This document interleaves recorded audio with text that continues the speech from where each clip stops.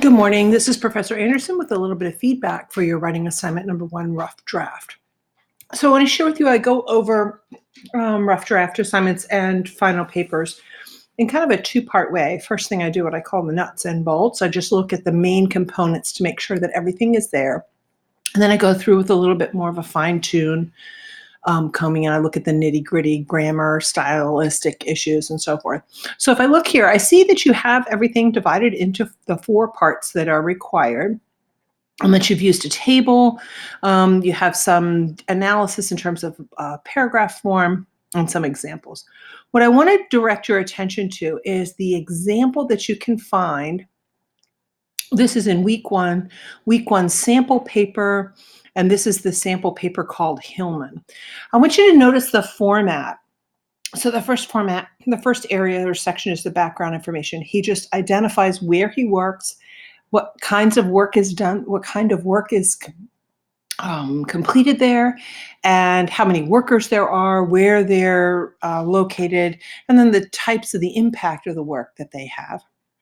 Then he lists the inhibitors and gives their definition, and then creates a table to discuss a specific event, identifying the inhibitor, and then analyzing how that event exemplifies that inhibitor, and then giving the evaluation at the end. When I take a look at yours, I'm not sure if this is like your outlining of what you want to say with respect to your background, but what you need to do is to describe just like this.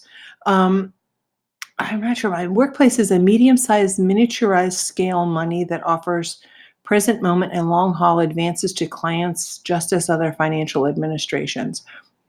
So you want to make sure that you just say, I work at a medium to small banking institution or financial institution. Our staff structure is comprised of individuals from different cultures. So here, I have a little bit of a grammar issue. You want to make sure that you have correct subject and verb agreement. Obstructions to correspondence is very much dealt with to bigger stretch out from our different staff's makeup. Check the translator that you're using and make sure that you're using one that gives clear, concise, and concrete, very simplified sentence structures. You're using it. It looks like you're trying to develop your ideas in very complex sentence structures. You just want to use as simple and clear as possible. Part two, you want to label, or did you notice here in part two, this is the example again, you're just identifying the name and giving the definition. So here what you need to do is just give the name of the inhibitor and then define it. So here you have the barrier. And here you have the barrier. You want these examples to go inside of this table that you have here. The communication example needs to give very detailed, just explain this communication example of Justin versus the caseworker. And is it inside of your workplace? The use of jargons, disinterest, or work or home problems is not the inhibitor. The title of the inhibitor might be language barrier, might be attitudinal barrier, might be environment barrier, and then justify how this example, remember, detail this, select just one, and then explain why.